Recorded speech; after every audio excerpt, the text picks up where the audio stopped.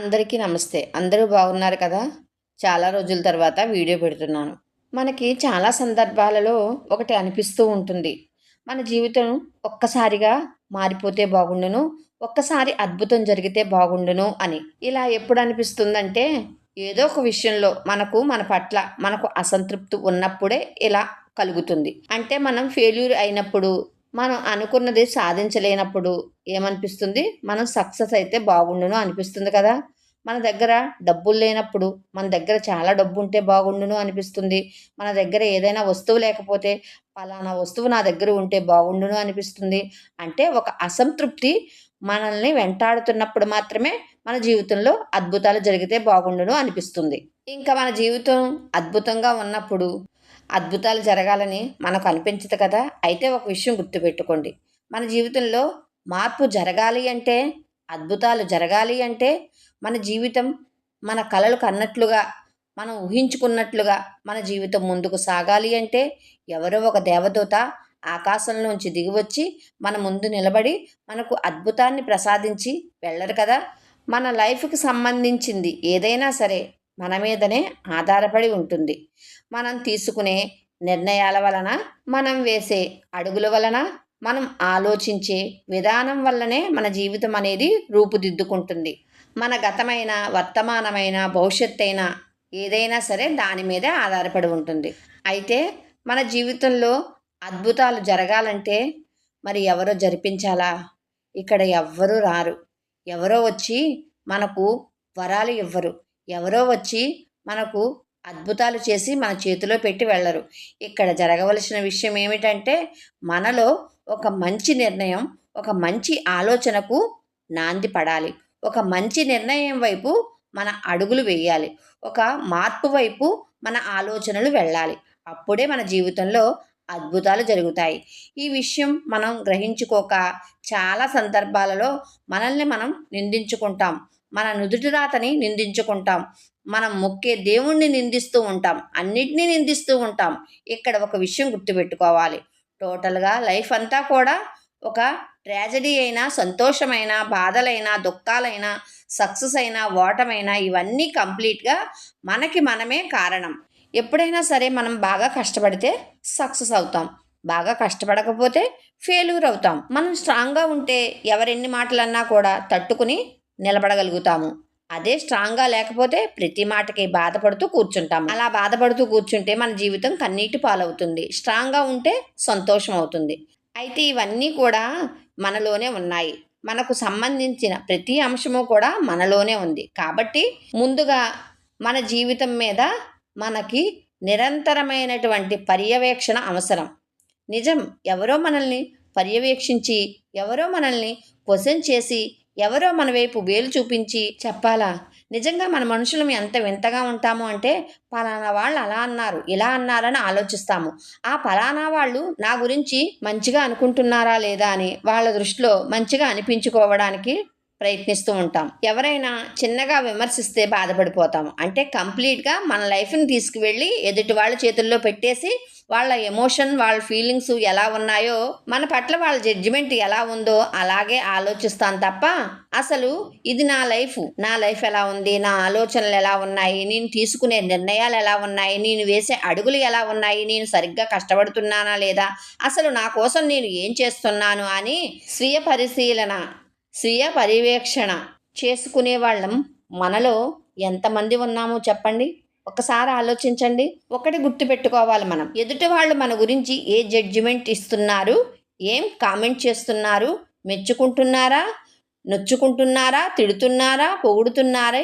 ఇవన్నీ కూడా నథింగ్. ఎందుకంటే మనం గొప్ప పని చేసినా విమర్శించే వాళ్ళుంటారు.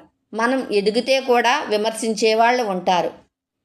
మన శ్రేయోభిలాషి వాళ్ళు కాని వాళ్ళైతే కనుక మనం చెడ్డ పని చేస్తే ప్రోత్సహిస్తారు కూడా. కాబట్టి ఇక్కడ ఎదుటి వాళ్ళ అభిప్రాయాలు కాదు. మన మీద మనకి పర్యవేక్షణ నిరంతరం అవసరం. ముందు మనం ఏం చేస్తున్నాము అనేది ఆలోచించాలి. మనకి కావాల్సిందేంటి? మనకి ఏం కావాలి? మనం ఏం చేస్తున్నాము? వీటిని మనం నిరంతరం ప్రశ్నించుకుంటూ ఉండాలి. ఇప్పటి వరకు నేను జీవితంలో చాలా కష్టాలు పడ్డాను. ఇప్పటి వరకు పేదరికాన్నే అనుభవిస్తూ ఉన్నాను. నాకు మంచి ఇల్లు కావాలి. మరి నేనేం చేస్తున్నాను దానికోసం? మనకు కావాల్సిందేంటి? దానికోసం దాన్ని సాధించడం కోసం మనం ఏం చేస్తున్నాము అనేది మనం ప్రశ్నించుకుంటూ ఉండాలి నిరంతరం. మనకి డబ్బు కావాలి. మరి దానికోసం మనం ఏం చేస్తున్నాము? మన వంతు ప్రయత్నం మనం చేస్తున్నామా? డబ్బు సంపాదిస్తున్నామా? సంపాదించిన దాన్ని నిలబెట్టుకుంటున్నామా? ఖర్చు ఎక్కువ పెడుతున్నామా? అవసరం లేని ఖర్చులు పెడుతున్నామా? ఓ 15,000 ఫోన్ మనకు సరిపోతుంది. మరి దాంతో ఆగకుండా లక్షలు పెట్టి ఫోను కొనుక్కోవాలా? ఇది అవసరమా నాకు? అని ఇలా ప్రతి వస్తువు కొనే ముందు ఈ వస్తువు ఇప్పుడు నాకు అవసరమా? ఇది లేకపోతే నడవదా అని ఆలోచిస్తే చాలా వస్తువులు కొనకుండా ఉంటాము. మన డబ్బు వృధా చేసుకోకుండా ఉంటాము. అంటే మనం ఆదా చేయగలుగుతాం. ఫర్ ఎగ్జాంపుల్ కొంతమంది ఉంటారు. చాలా వరకు వాళ్ళ దగ్గర ఎన్నో రకాల చీరలు ఉంటాయి. అయినా సరే కొత్త మోడల్ వచ్చింది, కొత్త రకాలు వచ్చినాయి అనేసి కొంటూనే ఉంటారు. పెళ్ళని, పుట్టినరోజని ఏది పక్కింట్లో ఫంక్షన్ అని కూడా బట్టలు కొనేస్తూ ఉంటాము. అప్పుడు మనకి ఆ డబ్బంతా వృధానే కదా. ఇక్కడ చూడండి, మనం ఎలా ఉన్నా మన వ్యక్తిత్వం అనేది చాలా గొప్పగా ఉన్నప్పుడు మన ఆలోచనలు అనేవి కూడా చాలా వాల్యుబుల్గా ఉంటాయి. మనం ఏం పెట్టుకున్నాము, నగలు పెట్టుకున్నామా లేదా ఇవన్నీ ఎవరు చూడరు. కాబట్టి మన ఆలోచన విధానాన్ని మార్చుకోవాలి. మన దగ్గర బాగా డబ్బు ఉన్నప్పుడు కలిగేటువంటి ఆత్మధైర్యం అనేది ఉంటుంది చూశారు, అది మనకు రావాలి. మనం కొన్ని ఖర్చులు తగ్గించుకుని మనం కూడబెట్టుకోవాలి అందుకోసం. అంతే తప్ప మనకు ఒక అద్భుతం జరిగి డబ్బులు వచ్చి మన ముందు పడితే బాగుండును అని కోరుకుంటే అది ఎట్టి పరిస్థితుల్లోనూ ఎప్పటికీ జరగదు.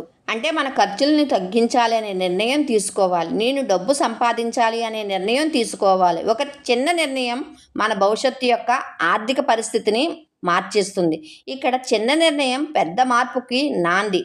అంటే ఇది మనం రోజు ఎలా నిద్రలేస్తున్నాము, 8 గంటల దాకా 9 గంటల దాకా పడుకుని నా జీవితం ఈరోజు అంటే నాకున్నటువంటి 24 గంటల్లో నేను ఒక 8 గంటలు 9 గంటలు నిద్రకి కేటాయిస్తే మిగతా 15 లేదా 14 గంటల్లో డబ్బు కోసం వినియోగించాలి. అంటే నేను 7-8 గంటలు కాకుండా 10 గంటల దాకా నిద్రపోయాను అంటే నా జీవితంలో ఎన్ని గంటలు నేను వేస్ట్ చేసుకుంటున్నాను, ఎన్ని సంవత్సరాలు వృధా అయిపోతున్నాయి.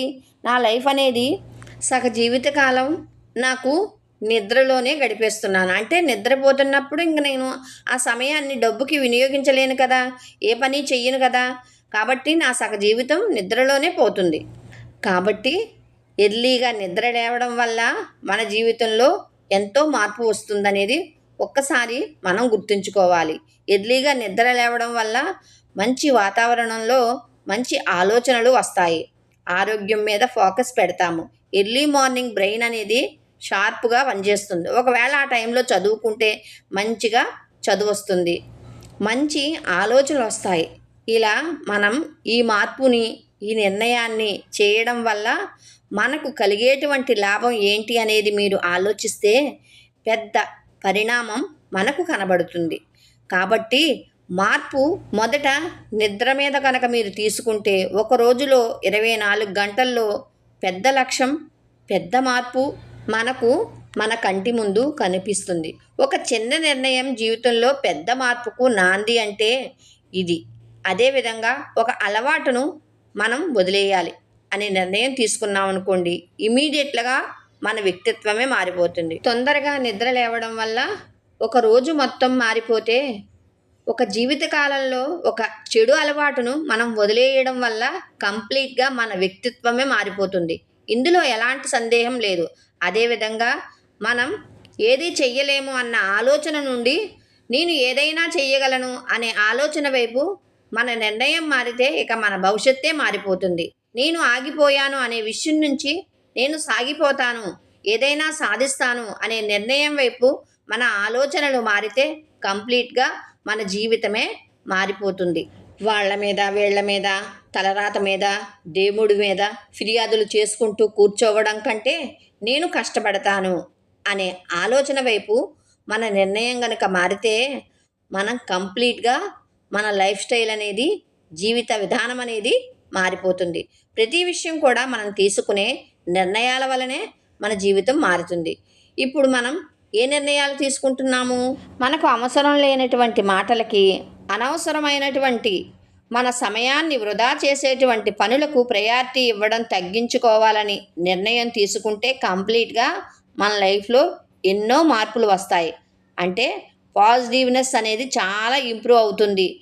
మనం సాధించాలి అనుకునేటువంటి విషయం మీద మన దృష్టిని పెడతాము. ఎక్కువ సమయం దొరుకుతుంది. ఆ సమయాన్ని మనల్ని మనం రూపుదిద్దుకునే విషయంలో దృష్టి పెట్టగలుగుతాము. అంటే జీవితం కంప్లీట్గా మారిపోతుంది మనది. ఏదైనా సరే మన జీవితంలో మనం తీసుకునే ఒక చిన్న నిర్ణయం మన ఆలోచనలో మార్పు తెచ్చుకునేటువంటి ఒక చిన్న మార్పు, మన జీవన శైలిలో తెచ్చుకునేటువంటి ఒక చిన్న మార్పు, మన అలవాట్లలో తెచ్చుకునేటువంటి ఒక చిన్న మార్పు, మన వ్యక్తిత్వంలో తెచ్చుకునేటువంటి ఒక చిన్న మార్పు.